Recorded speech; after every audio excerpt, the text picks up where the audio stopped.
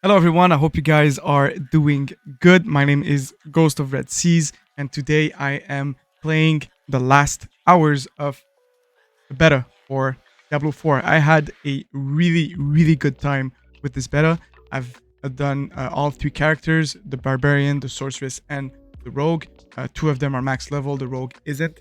I'm gonna show you what I've done, how much in depth you can go with some of the mechanics in this game, and also what is shining and what is not in this beta. We gotta keep in mind that it is really like the early access of this game, so we can't base our whole judgment on uh, this particular build of the game because we don't know if things are going to be added. We don't know how much are they actually keeping away from the grand public for obvious reasons, things like spoilers, things like impact of the actual game, and the first impact that you're going to get when playing those kind of. So today what I wanted to do is show you first the really nice itemization mechanic that they've added into the game. In Diablo 4, what's going to happen is you are going to be slaying and getting some items through some dungeons or just killing actual mobs. And then what you're going to get is rare, common, magic, legendaries, and even uniques after that. I haven't had any uniques, and I don't think they're gonna drop in the beta. Let me know if someone actually got one. That would be really nice to know. But basically, whenever they drop, they are going to drop the legendaries. They are going to drop with a an affix, a legendary affix, like this amulet I just got, which basically gives while you have a barrier active, there is a 44% chance to ignore incoming direct damages for distant enemies. Now, I do have quite a lot of legendaries. In fact, only this one is not. The Barbarian is a little bit different with its arsenal system and its expertise system. Basically, you will have four different weapons, or basically, these two are combined because they are dual wielding. This one is a bludgeoning weapon, and this one is a slashing weapon. And in your actual skills that you're gonna see, some skills have some affected affixes. So what I say by that, so frenzy, you can only use it with dual wield.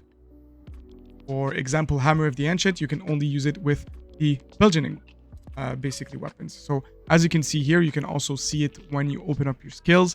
You're gonna see which arsenal selection is used when using the actual skill. This one is dual wielding, so it is using my two main weapons.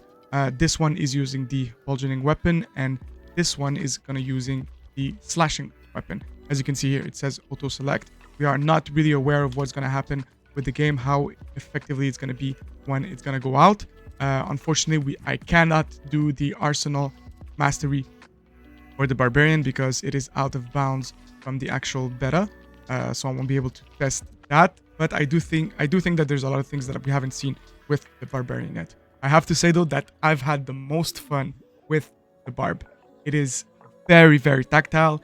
If you like having an active playstyle, specifically like not button smashing, but like having combos on your bar, so knowing what you do and having kind of a rotation, this is why we actually play those kind of RPGs, ARPGs.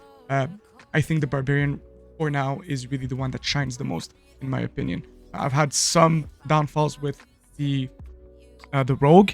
The Rogue, in my opinion, is the actual most overpowered class for now. I've swift through the leveling process and dungeons like nothing it was. I feel he was even more powerful in the melee damage than the Barbarian, so there is a little bit of confusion there. But we are missing the point here. I just want to show you today about the itemization.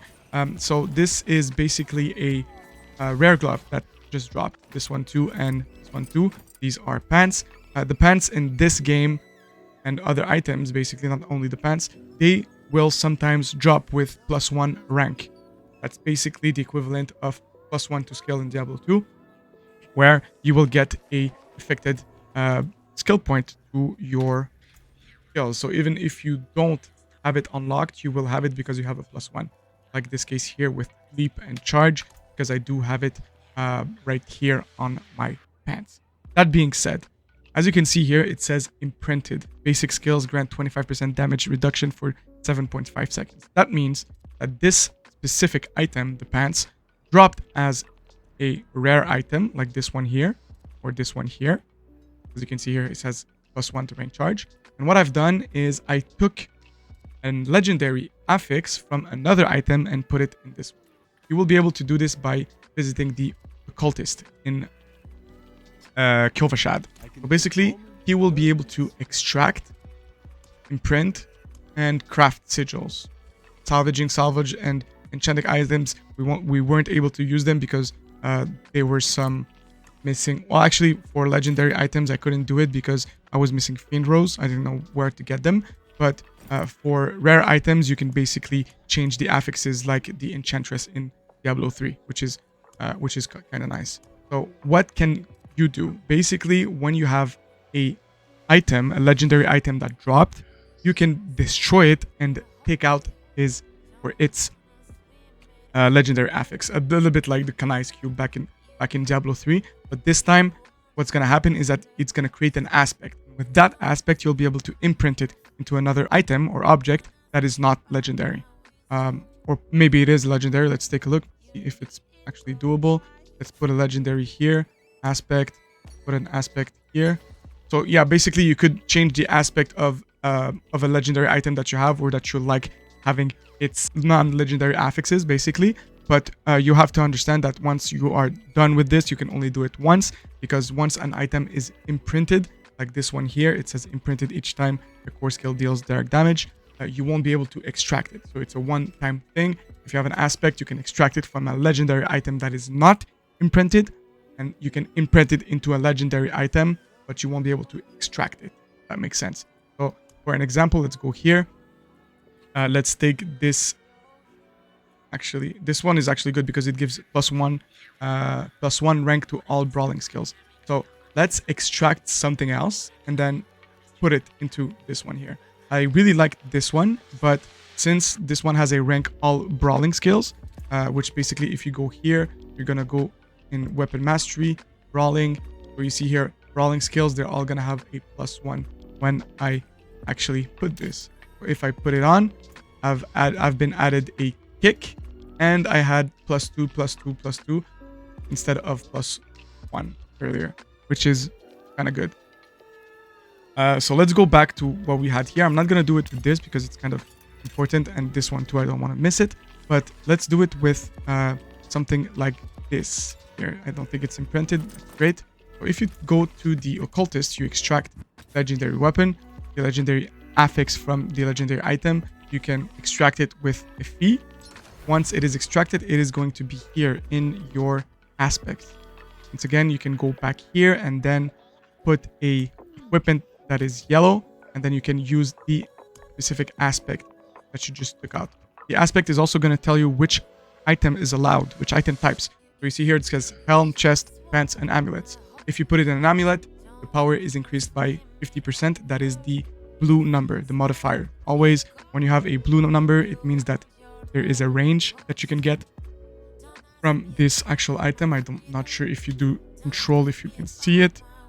Maybe it's not a range. This one is not a range, but this is the affix that can be changed. So in this specific case, if we put it in an amulet, it's going to be plus 50%. This one, you can put it in gloves, boots, chest, helm, and amulet again. This one, you can in pants, chest. So you see these two, these ones you can put in on gloves, but this one, you can't put it on gloves, boots either. So there is kind of a difference here. So what you can do is basically once you are done with that, you can take the item and add the aspect you want. So it's going to be imprinted into it. Once it's imprinted, you won't be able to take it out. You will only be able to switch it, to change it, basically. So it says gain 2.4% damage reduction for each nearby bleeding enemy up to 15%. This is actually kind of good.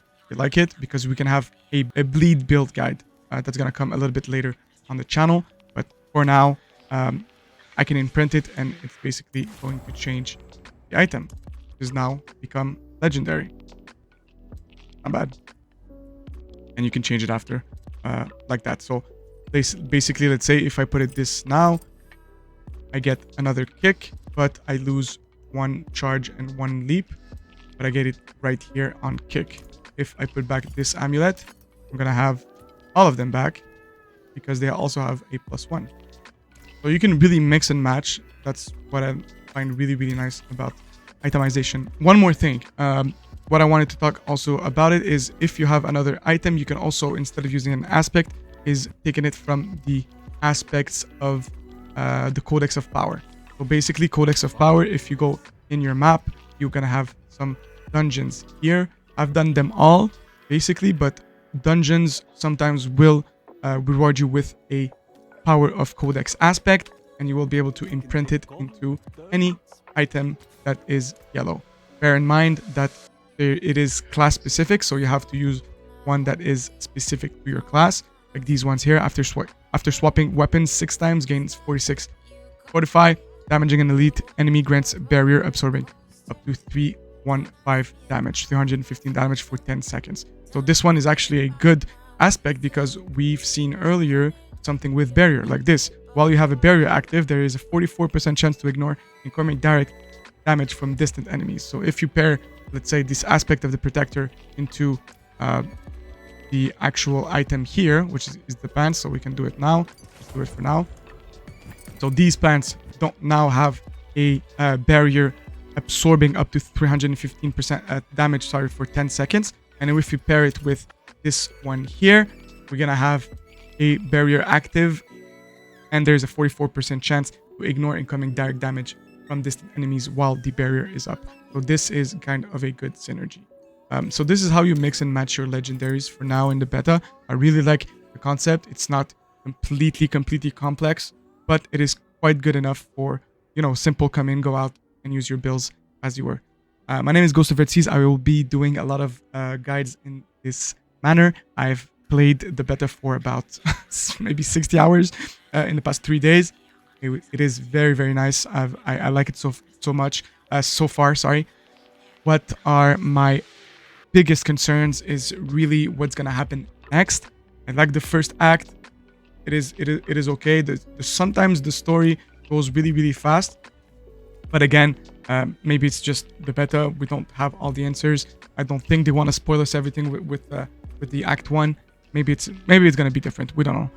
The second thing is after the leveling process, what's gonna happen with, you know, the end game of this game. This is what I'm really looking for.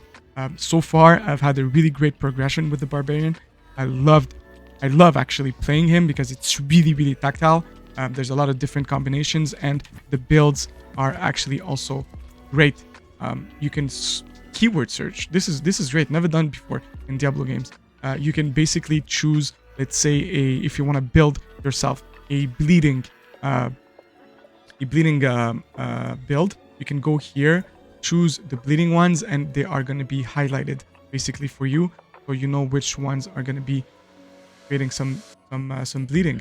Same thing with if we want to take this out and we're going to do critical strike and let's say overpower, you will also get this.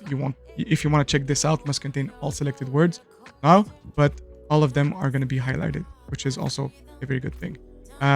So in the next video, I am going to show you a skill or a build that I've been using with my Barbarian, which I had a lot of fun with. It's basically a cooldown skill based with the Iron Maelstrom ultimate attack. It's very fun. It uses a lot of different techniques. What I'm saying about techniques is different weapon swapping, because one of the main core mechanics of the Barbarian is swapping weapons, basically swapping between the dual wielding, the slashing, and the bulgering weapon. I'm going to show you guys this in the next video, and I hope you enjoy. Have a great day. Please leave a like and a subscribe. It is a free and fantastic way to help this channel. Peace.